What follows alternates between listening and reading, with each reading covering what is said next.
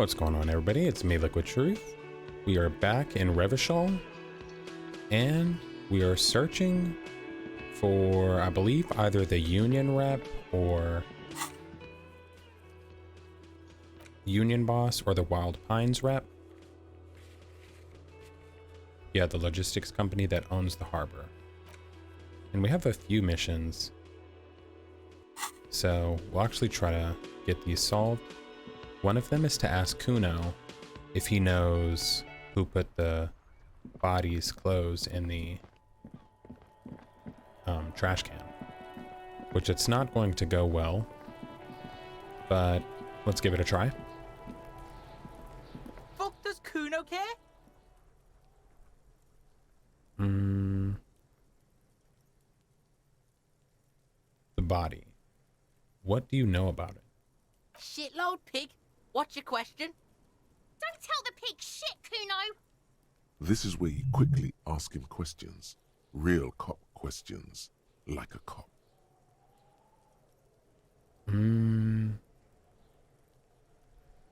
Where's the rest of his armor? Kuno doesn't give a shit about the armor. How come? Kuno's fuck gimp's got one big thing wrong with him. He's a fucking mutant. A mutant? Look at him. Fucking growth hormone shit. He's a giant. The armor's too big for any man. Kuno doesn't give a shit about that freak armor. Kuno threw that shit away. Oh shit. What do you mean you threw it away? Kuno tried to get the helmet on. It was too big. He performs a kickoff in the imaginary helmet. Damn it, so he did do it. Kuno kicked that shit in the sea, rugby style. That shit means nothing to Kuno. You threw it in the sea? Yeah, that shit means nothing to Kuno. Kuno doesn't give a shit about material shit. Kuno's a fucking monk. I can tell, dude. You're very, sanctimonious. You wanna fuck on someone about that armor? Go fuck the mustached Union fuck. The jolly troubadour shit at the gate.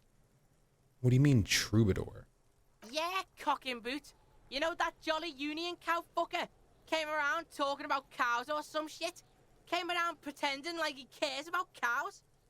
So yeah, he's the one you want to talk to. He's fucking crazy about that armor shit. Coming here pretending like he likes cows. Trying to catch a peep at Kuno's armor.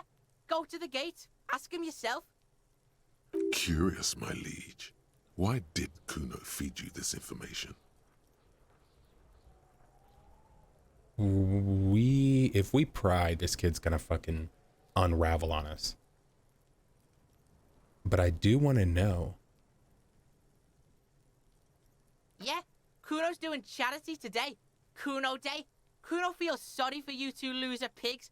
Kuno's doing pity now. Still, seems suspicious. He may have it in for that guy. Or you may be paranoid. That is also a possibility, sire. Okay, either way. That's very useful information. Hell yeah, Kuno. Do you know who he was? Kuno's fuck gimp. Kuno uses the fuck gimp for target practice. Jesus Christ. Hold on, I'm gonna crack open a Red Bull. Brewskis, a couple of brewskis with the boys. He's trying to hide the fact that he doesn't know. I meant who he was before he died. Kuno knows what you meant. Kuno's not a snitch. That's all. Trying to make Kuno sing into the popo phone. He shakes his head, clearly offended.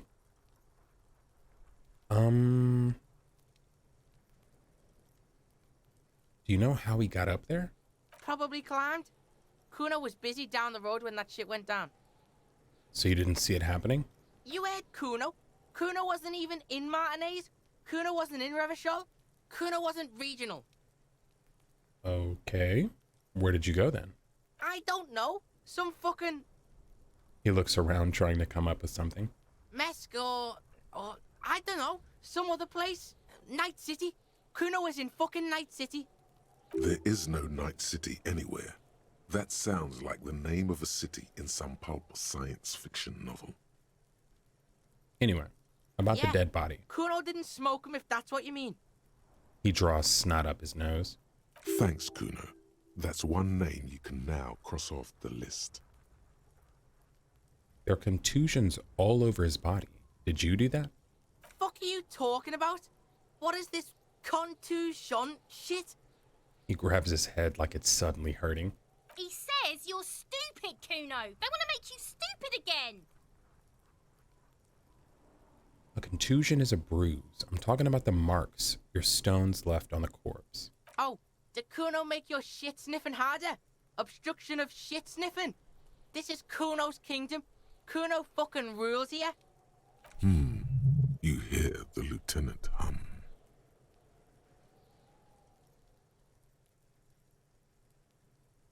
Have you seen anyone suspicious around? Just a couple of pigs sniffing around in the dirt. That seems pretty fucking suspicious to Kuno. Yeah, you tell the faggoty, Kuno. Jesus. All right, let's talk about something You're else. testing Kuno's patience here. Get lost, Oh my god. These kids suck. I'm out of here. Kuno doesn't. Fuck you, Kuno.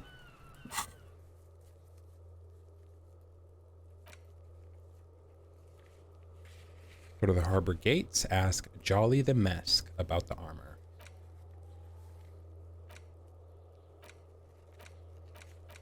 Oh. Damn it, we still have to ask Kuno about the trash. Fuck does Kuno care? About the crime scene, you kids play often in this yard? Right, pig. This is where Kuno plays with his little wooden choo-choo. Fuck do you want with it? The dead man's clothes were in the trash container. Point to it. How did they get there? Yeah, Kuno doesn't know shit about that. That shit is beneath Kuno. I need to know. It could be a lead in the investigation. Someone may have tampered with the murder scene. He's not gonna fucking care. Listen. Kuno doesn't care about this small-time shit. Exactly. Just listen. Kuno saw what you did there, dumpster diving. Sad shit. Kuno could hook you up with some sweet rags. Shit like Kuno's wearing. Your size, good price. 500 real. Damn, I only have 60.60.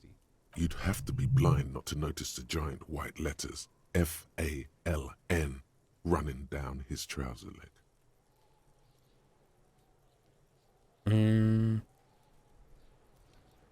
No, Kuno, you don't know anything about the tampering I'm investigating, and I already have pants. Whatever. Kuno was trying to help you, but you're too fat for falling anyway, pig. The ladder. Ever climb it? Look at that fucking shit. You're trying to get Kuno killed.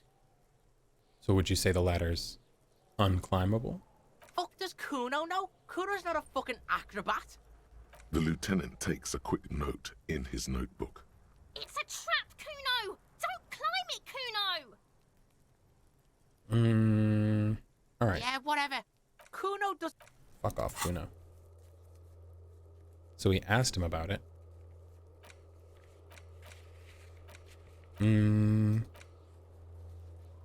Go to the harbor gates and ask Jolly the Mesk about the armor. We also had another item we needed to look at. Not the damaged ledger. The An picture. intricate web of blue lines stretches across the torso of the hanged man, from the right shoulder to the solar plexus. Each time the lines intersect, a small white star is formed in their crossing. Hundreds of fading asterisks riddle his skin. Their concentration is highest around his heart. It still kind of looks like a map of the stars in the night sky, but something's not right. What's the meaning of this tattoo? For you to discover. You've gotten as far as you will without assistance. Someone who knows about history could tell you. Nice. Okay. Who are you? Gone. All right. Put the photo away.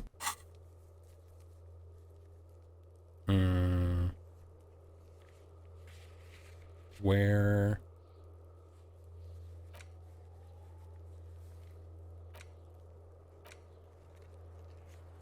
Keep searching for the caller, so we're still doing that. Ask about the tattoos, so look for somebody that knows about history. We might ask the lady. She doesn't know a lot. The lady inside. Unauthorized damage. Pay the damages. Report my badge missing. Armor. Okay. So now they said we can perform a field autopsy on the body.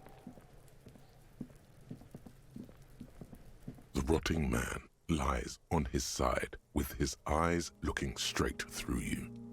The belt is still around his neck. His body is supine and open to intrusion by autopsy. The lieutenant adjusts his glasses and takes a deep breath.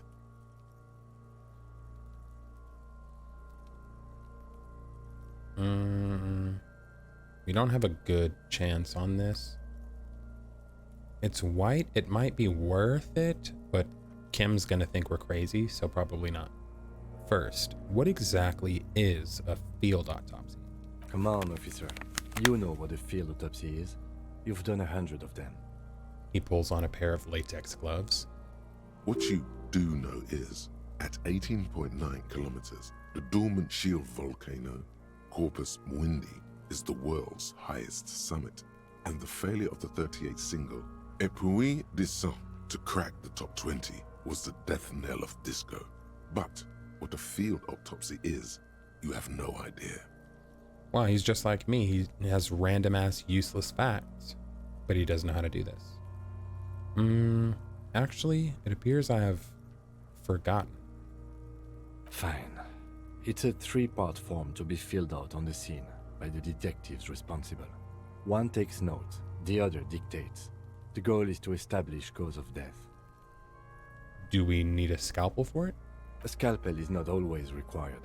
I hope this is one of those cases. Latex gloves are, however. Clap your gloved hands. Let's get in there. There truly is a time for everything, even for yellow gardening gloves. However, they are lacking hygienically. I suggest you get in there in limited capacity. All right. I'll ask you when I need you to. For the most part, maybe I should handle the contact and you take notes? Where should I take these notes? In my paperwork? Yes, you see, the field autopsy form is the one on red copier paper. Open your ledger at the field autopsy form. The dead man stares in silence as you crack open the ledger. The bright red paper is covered in boxes and lists, describing the condition of his skin and organs in 3 parts. Above those, an 11-field info form needs filling out first. It begins with 1. Assistant. That's you. Only the first question, and I don't know the answer. We'll leave it empty. the corpse lies there, indifferent to your retrograde amnesia. The next box says 2. Coroner's case number. KK57-0803.0815. We jot it down. Next, Name. NA. Next, Date of birth. NA. Age. Roughly 50. dry 40.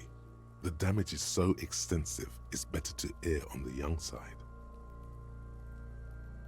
I'm gonna write 42. He nods. Race.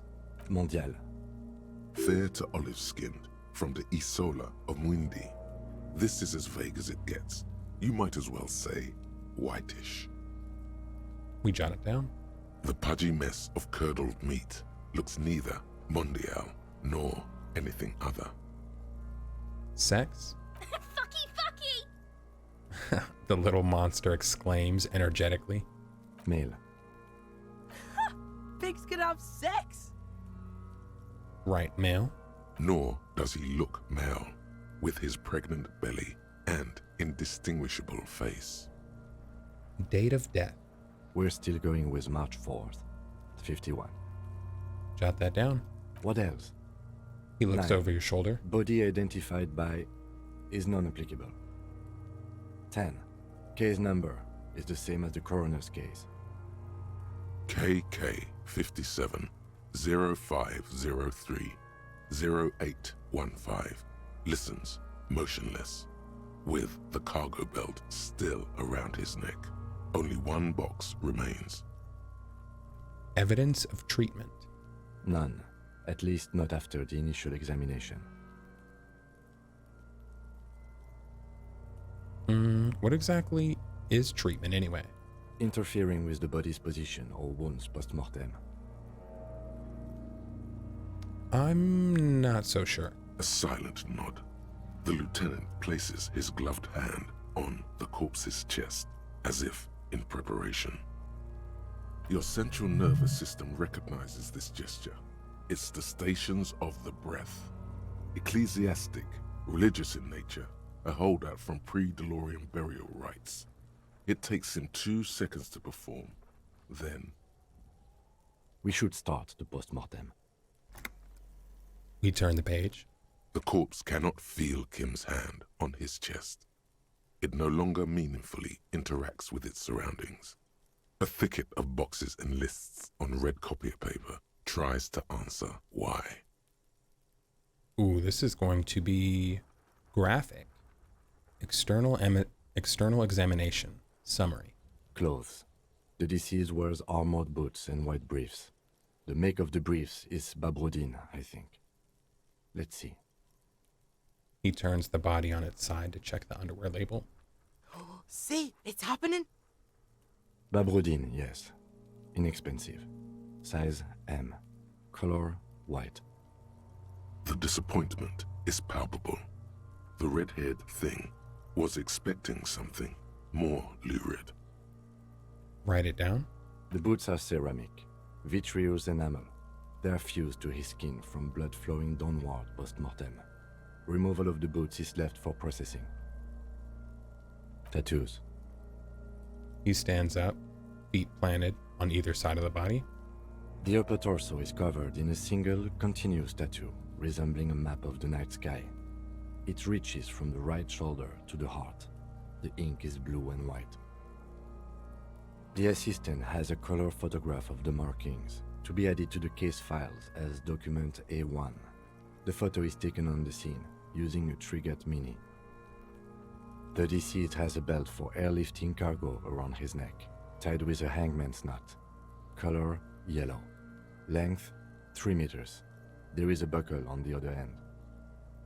Well-nourished, athletically built, measuring 1.8 meters. Generally consistent with age 42. Preservation is good. Ambient temperature below freezing. Body hair is light brown. Distribution is consistent with age. The deceased had male pattern baldness. Hair is combed back, short. Do I want to touch the corpse's hair? I don't see why I would do that. We'll just write it down. Well, the option's here. The hair under your latex fingers feels cold to touch, wet. Why? I don't want to stroke the dead man's hair, dude. Why is this option here? We'll stroke his hair. The stench is suffocating. Strands of dark brown hair start sticking to the latex of the glove, like thread off a rag doll's head. Oh my god. There must be brilliantine in there. He's combed his hair back with oil. Write it down, adding brilliantine. Lividity is consistent with hanging. The head is congested. Contusions are present on the head, chest, and thighs. Consistent with stones thrown post-mortem. Low velocity. Fucking low velocity. You think Kuno doesn't know what you're talking about? Velocity was fucking max. Oh my god, we were fucking that body up. Talking shit about Kuno's velocity.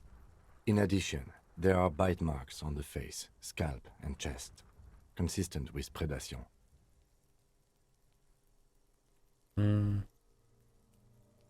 Write down but amend for high velocity. We'll just write it down. Ligature mark. The lieutenant produces a small folding knife. With the other hand pulling on the belt, he starts cutting into the polyester. The stench is horrid. After a while, it's obvious the material cannot be cut. The steel wiring. There's too much of it. We need to remove the belt so we can get to the ligature mark. You got just the right tool for that. The chain cutters. Oh yeah, I'm prepared at the chain cutters. Good thing we got the chain cutters. Always good to think ahead. Now, He points to the rope squeezing the dead man's neck. we need to cut the belt to see the ligature mark below. Carefully, with as much precision as you can. See, my pig is gonna fuck his head off. No, he ain't. Your pig's a boring fuck. Oh my god. That's a very low chance. Look for a good spot to cut. The belt is equally tight around the whole circumference of his neck, swelling over the edges like white bread rising from the yeast. The knot is the weak spot. The chain cutters fit in there, steady now, like a flower arranger. 2 cuts and it should come loose. Oh, it went up. Alright, we can't re-roll, so 72%. Let's hope. +3. So we need an 11. After some deliberation, you sink the cutters into the knot tying the belt together. You squeeze the rubber handles together, sweat forming on your brow. We press down. Snap. The knot is slashed. Another cut and the belt falls apart like a flower bouquet, revealing the dead man's neck and the dark red ligature mark around it. I feel weird cheering for this, but woohoo! Yeah, hell yeah. The rope rises to a point, leaving a gap in the ligature mark. The suspension point is in the back of the neck. The lieutenant has kneeled closer, running his fingers along the dark red groove, until there's a gap. Hemorrhaging is observed on the skin, above and below the ligature mark.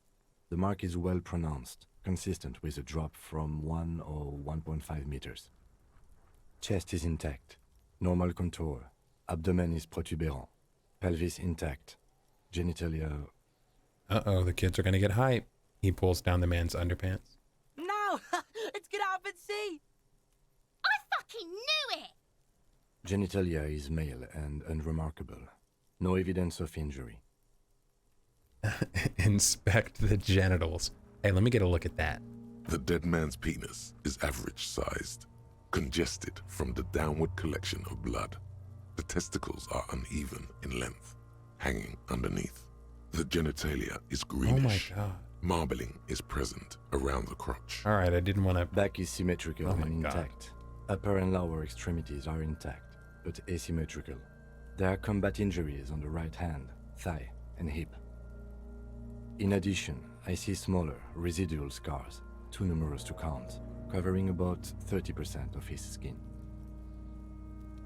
From wounds sustained over 2, maybe more decades, dispersal and accumulation indicates long and active combat duty. The scarring is extensive, way more than a law official's. We have a real museum here.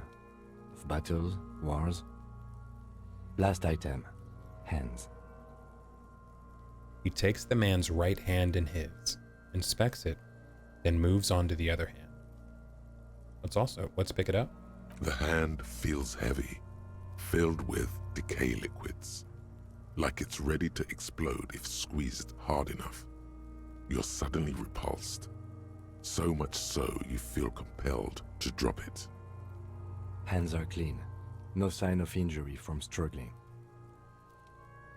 Were we expecting any? I was. Maybe I'm just not seeing them. Honestly, this stench is making it hard for me to think at the moment. Ooh.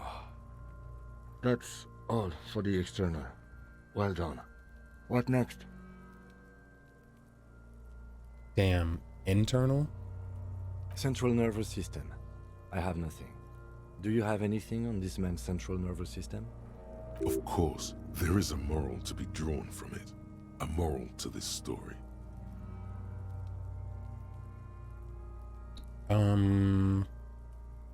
We don't need to be conceptualizing. If I may add the moral of this, we'll bring it up.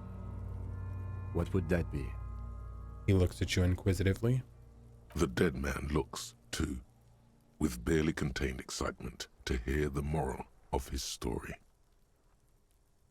The brain is very vulnerable to compromises in its blood supply. That's not a moral. I think that may well be the moral of every story, officer.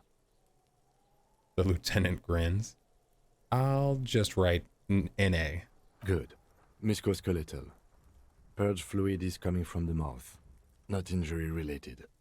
Eyes and tongue protuberant. Hyoid bone. Let's see. With his eyes almost closed, the lieutenant puts his hand on the dead man's throat and begins to massage it, gently. A rotting smell erupts from the mouth. Purge fluid runs down his lips, black and viscous. You hear cracks as the lieutenant moves his sharp fingers inside the flesh, like the creaking of an old house at night. Jesus Christ. They're so perfectly descriptive. Yeah, jack that fucker off! The hyoid bone is fractured. The rest of the musculoskeletal system is intact. Unremarkable. Respiratory system. Back hunched as if in prayer, he begins to pry open the dead man's jaws. He stops to exert more force, both hands being used. Oral cavity shows no lesions. The victim has received dental implants, possibly after a combat wound. Mouth swollen, hemorrhaging present in mucosa of the lips and mouth. I'm not going to look inside the dead man's mouth because I don't want to hear the description, because the narrator's going to describe it disgustingly. So I'm just going to write that down. Hepatobiliary, NA. He wipes his brow. Why, don't we have anything? Are you a hepatobiliary expert? He looks at the corpse stomach with a mixture of tiredness and disgust. Hepato means liver, and biliary, the gallbladder and bile ducts. I don't think so. Neither am I. Right in, eh? And we'll ask, and that's it? That's it. Alright, he does not want to touch it. Same for toxicology and serology, NA. Both? Unless you have untapped reservoirs of knowledge there. Alright, I get it. Reservoirs? No, but do they take obscure trivia and odd tidbits? The completionist in me wonders if there's something we could still do. Like a toxicology screening? At this stage, I doubt processing will find anything, even if he was brimming with cocaine. But still, you should add a request. Cardiovascular. The body exhibits heavy lividity. Blood has gathered in the hands, feet, and neck. Hypostasis is visually consistent with the hanging. Gastrointestinal. He breathes a sigh of relief. This is the last field on the list. He looks around, to the ground, the pool of feces there. This will do. Digested semi-solid food in stomach. Voila. He touches the corpse's bloated lower abdomen briefly. Write it down, emitting the voila. What's next on the list? Description of injuries. Let's see. We have bite marks, contusions on the head and chest, and a ligature mark encircling the neck. You'll need 3 fields. Leave a 4th one too. Be thorough if you want maximum results. 1. Bite marks. Head, chest, and scalp bite mark injuries. Predation by birds has caused damage to the body.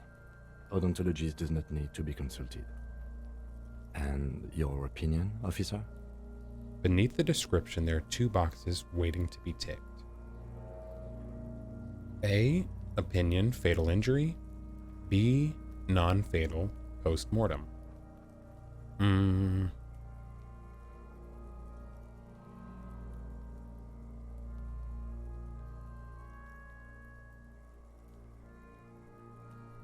Scalp bite, predation by birds has caused damage to the body.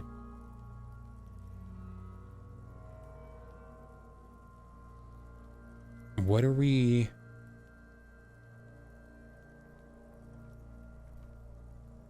So all the head injuries are non-fatal. Agreed. Next injury? Contusions. So, the scalp bleeds from a post-mortem head injury, a stone. The injury does not have the rim of an early inflammatory response. The perpetrator on the scene has confessed to causing it post-mortem. Piece of shit kid. At maximum velocity, fucko! Has confessed to causing it at maximum velocity. Kim just repeats it like that. He hates that kid so much. I'm with you, Kim. Coagulated blood sticks to his scalp and chest, where the countless stones have hit the dead man. Beneath the description of injury, 2 boxes. Non-fatal, post-mortem. Right. Next. Ligature mark. Or before we finish, what's the 4th injury field for? Nothing. Just in case. Ah, makes sense. So we'll do the ligature mark. A dark red abraded ligature mark encircling the neck, with a gap on the nape measuring, let's say, 7 centimeters. The hyoid bone is fractured, the cervical column intact. I see hemorrhaging on the skin, above and below the ligature mark. Depth of the mark, 1 centimeter. No signs of clawing on the neck. Below the note, 2 customary boxes wait to be ticked. The man's head jerks to the side. The ring around his neck is visible. Think for a moment. There's time. Don't rush. This is going to be very critical. I don't know. Because we don't know if he was... A dark red abraded ligature mark encircling the neck with a gap on the nape, measuring 7 centimeters. Hyoid bone is fractured. Cervical column intact. Hemorrhaging of the skin above and below the ligature mark. No signs of clawing. So it didn't appear as though he was trying to stop it.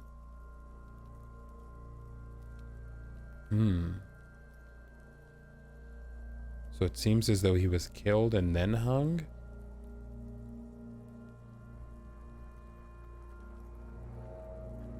No, because that's the only sign of death.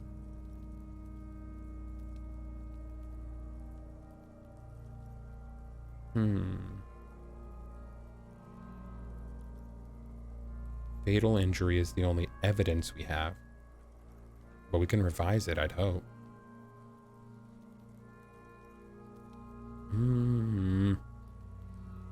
Or did it happen post-mortem?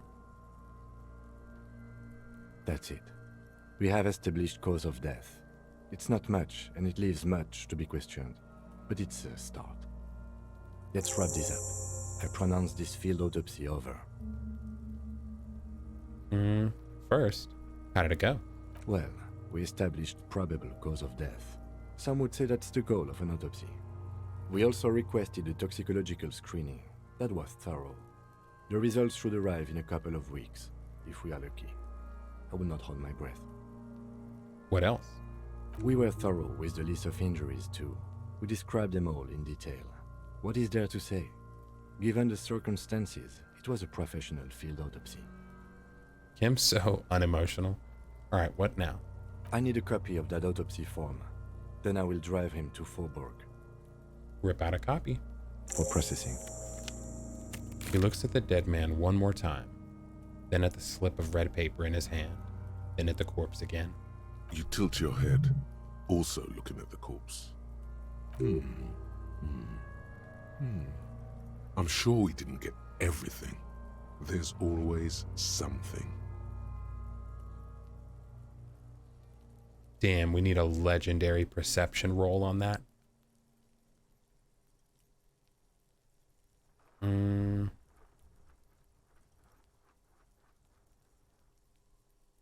Might as well try the tell me who you are, dead man. I'm gone. Oh, we got it. I see you're gone, but who are you? I'm a joke. Look at me. You are now, but who were you when you were alive? A killer. A motherfucker. And a killer. I have another question. Go ahead, Cobbo. Where have you gone? Into the wild pale yonder. Where's that? In the past. Way out in the west. What's happening? What do you mean? I'm talking to you. It's the power of your Black frothy liquid starts bubbling on his lips. imagination. Damn, he did like the SpongeBob meme where you like do the do the thing with your hands. You make the rainbow with your hands. Go ahead. Ask me more questions. You fucking love questions. Why do I love questions so much? Because you're a copperoonie. Look at all of them go. Do you want more questions? Yeah, give me questions. Here you go, you loony. Is my name Rooney? Fuck no. You're no Rooney. I do strike myself as a Rooney. No, you don't. Between you and me, your name is probably Harry. Why do I feel like I've forgotten something terrible? Because you have. Alright, fuck you. I hate you. You stink and you're boring. Do I remind you of someone? A child born with Muller's disease, harlequinism, grown up miraculously. A baby affected with harlequinism. You sure wriggled out of that one? Coppellini. Fuck you. Come back later, Corpo. Amuse yourself with my frank manners and my memento mori features. If possible, also, see me in your dreams.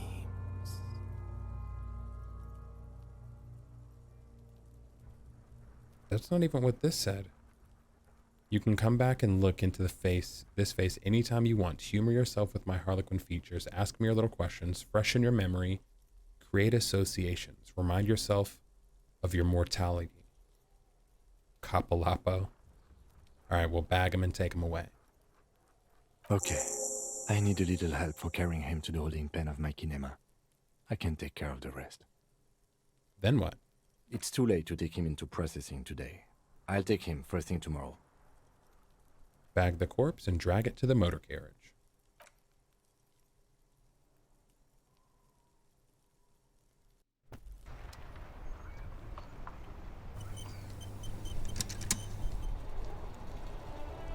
All right. Ooh, we got to level up.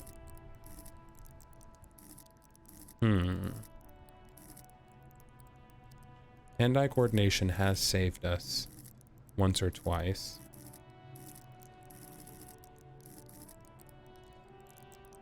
As has composure.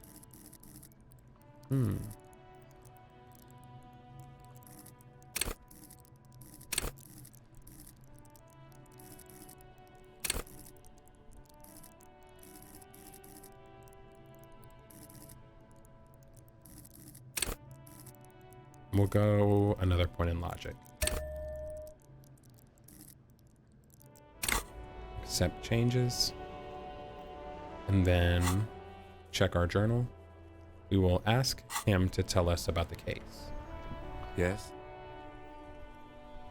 Tell me about the case. What do you want to know? Literally anything. I can't remember a single thing. Ah, yes. The case brief you missed. Now I remember. He opens his notes. Brief. Yes, that sounds good. 3 days ago, the RCM emergencies desk received a report about a security guard who was found hanged in Martinez. An anonymous caller said there was a dead body behind the Whirling in Rags hostel cafeteria. The cadaver had been there for 4 days. No one had come to investigate. During that time, the victim had been stripped of his belongings. The caller did not identify him, but used the word lynching. There is an ongoing labor dispute between the local dock workers and the logistics company Wild Pines. I was told we should approach the death as part of this dispute. Wait, does the briefing say who the victim was? A security guard or worker of some sort hired by Wild Pines. This was just hearsay from Martinez, of course. We need to find out the truth. Why didn't we know anything about the caller? They didn't identify themselves in any way. The tone was muffled using a device of some sort. The desk could identify neither the caller's age nor sex. Why hide themselves? There's a strong prejudice against involving the RCM in what's seen as union matters. The dock workers' union is the de facto police in Martinez. Now it appears they've started executing too. We cannot allow that. God damn. And the RCM is? That's us, the Revachol Citizens Militia. We're the police in this city. The RCM, or the Revachol Citizens Militia, is the police force you and him are part of. A self-organized peace corps of the occupied city of Revachol. The RCM operates within a legal twilight, yet its authority is rarely questioned. It's super useful to know this.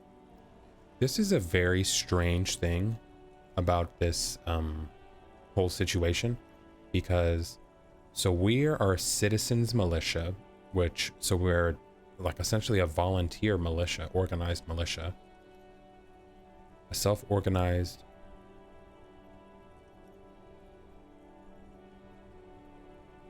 police force. You're part of a self-organized peace corps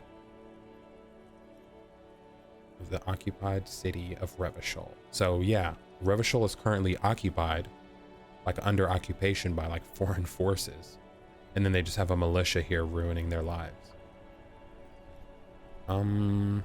Okay, I understand everything now. Just to be clear, we are police officers. It's our job to find the killer. That's the case. Uncover and arrest the killer. We're from different precincts. Why are we on the same case?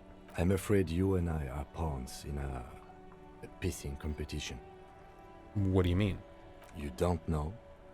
I assumed you were in on it. I don't remember being in on anything. That's good. Tell me about it. What's there to say? It's just stupidity. What kind of stupidity? The cop kind.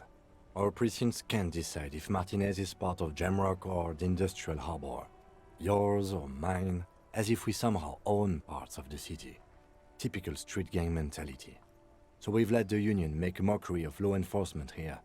And now it's come to its natural conclusion. Ah, so this is a struggle over who runs Martinez. Well, sort of. It's less a matter of who gets to police Martinez than who has to. It's an orphan district, in other words.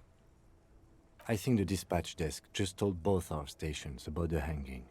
There was quite the brouhaha at the 57th, I can tell you that. Time to settle it, they said. Cop off. But I assure you, He I am leans in. not their finest or toughest, with 102 cases solved. What I am is least interested in a pissing competition. So he volunteered to represent the 57th, but not out of competitiveness. On the contrary. Somewhere in your mind hangs a dark green blackboard. There are 2 columns. One says, cases solved. The other, confirmed kills. What?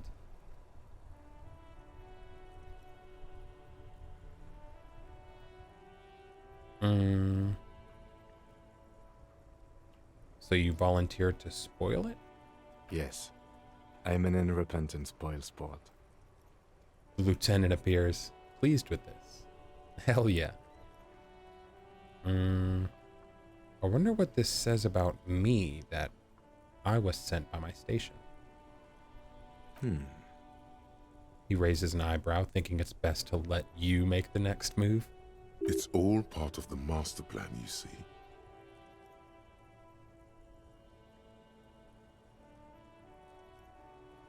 I'm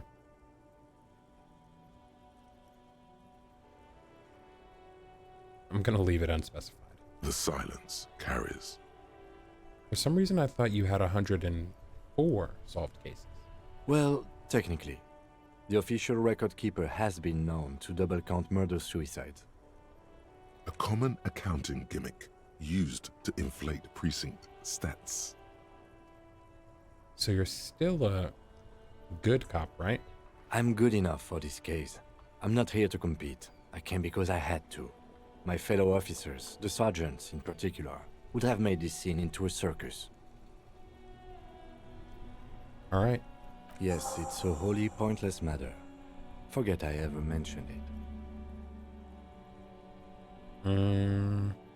We can roll a logic check. Why did the 41st send me? Look at you. It's because you're a failure.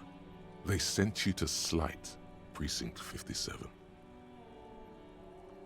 Yeah, that makes more sense than the other stuff I thought of. Just think about it for a second. You're a raging alcoholic who showed up 3 days late wearing piss-stained disco garb. You weren't sent here to win.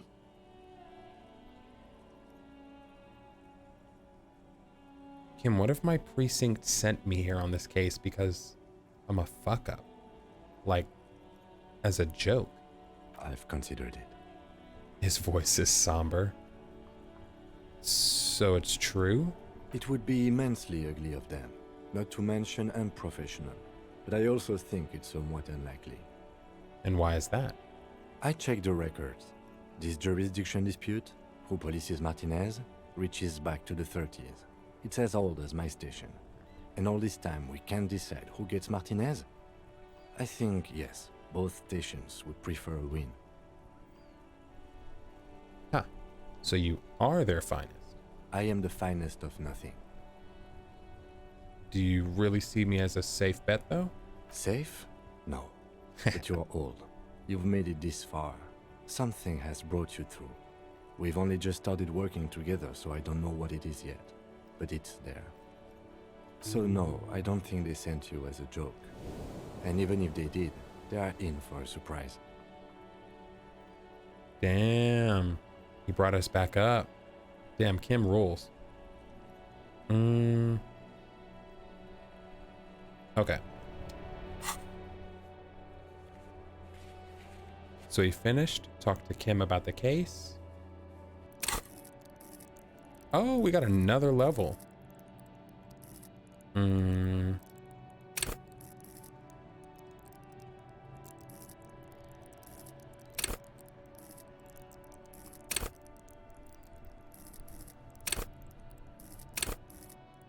think we're gonna get a point in perception. And then now we start making our way. Hold on.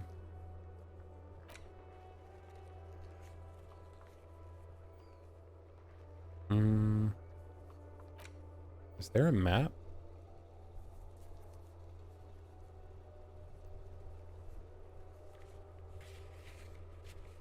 The hell, it says map. This ain't no damn map. Map information incomplete. Oh, we have to get a map first. That makes sense. I'm sure we have to buy one. I'm broke as hell. We will try to find the harbor. Goods from the lorry haphazardly litter the surroundings. We don't need anything over here. Welcome to Rivachol. Racist lorry driver. The remark isn't addressed to you, it's addressed to the lieutenant. Oh, so he's not even talking to me. Why are you addressing my partner like that? Don't you welcome to Revachol me. My grandfather came here from a 3,000-year-old racist isolationist culture, while your ancestors came to this island a mere 300 years ago. Oh shit. Every school of thought and government has failed in the city, but I love it nonetheless. It belongs to me as much as it belongs to you. You tell him. It's men like you who keep Revachol divided, making it that much harder for everyone to climb out of this post-war limbo. What he means is, fixation on the Revacholian nation makes it harder for Revachol to actually attain self-determination. He's right. You're undermining our best shot at real self-determination. Oh, come on, man. I just said, welcome to Revachol. It's a lorry driver thing. I know exactly what you meant. You think my kind doesn't belong here, that I should watch myself and behave. Oh, fuck no. But you see, I'm an officer of the RCM. It's actually my job to make sure you behave. I would advise you to remember that. If we could beat this guy up, I'm gonna 100% do it. Silence. The air between them becomes tense. Let's fuck him up, Kim. Let's wrap that plastic bag we got like around his face. Your partner needs backup. Now's your moment to shine.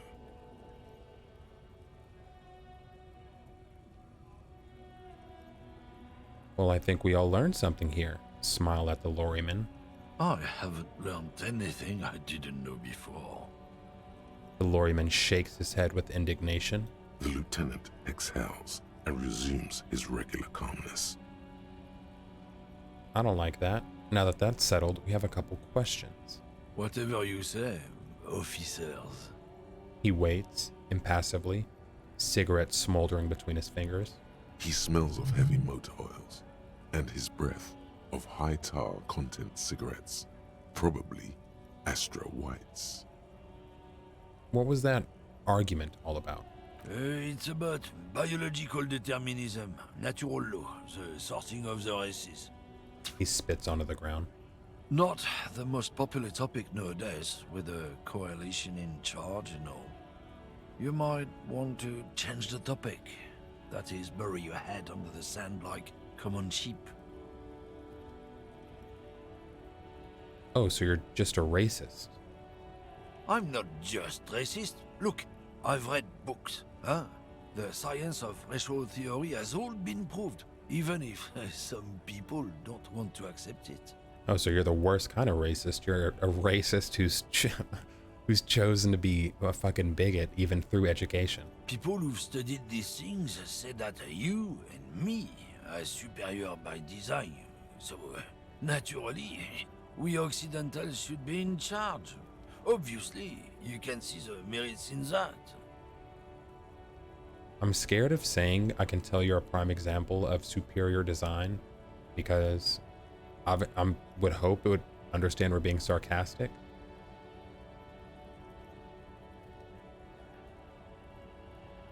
Right, I've already made up my mind. Want to hear it? Oh?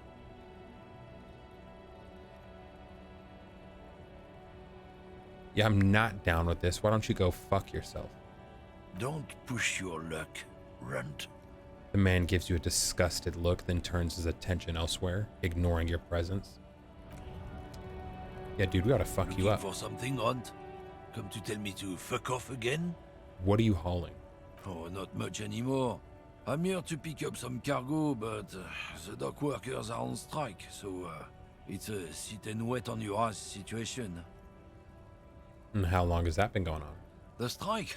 Oh, they've been at it for a while. A month, 2 months maybe. But this here is just the last week or so. And what kind of cargo are you supposed to pick up? Apples. Apples is exactly the kind of thing you'd say if you had something to hide. Apples? Yeah, apples. I take it you had other questions? Alright. Scumbag. What's in here? Ooh, magnesium. Got some medicine. What is this? Frit. 3 T's. How idiomatic. What is this?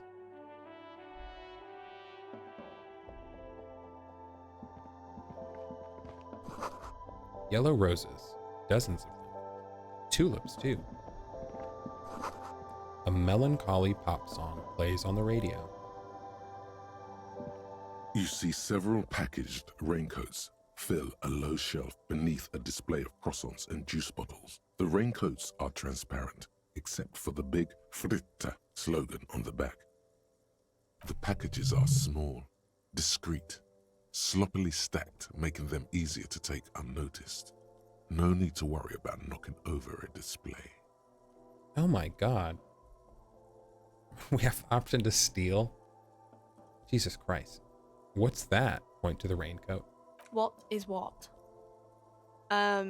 It's a raincoat. Oh god. If you want to buy one, then it's only 4 real. She taps on the glass counter, the raincoats patiently awaiting purchase. Her attention is drawn to the raincoats. Stealing one undetected will now be more difficult. I might try to do it anyway. I'm just kidding. We're not going to do that. What's over here?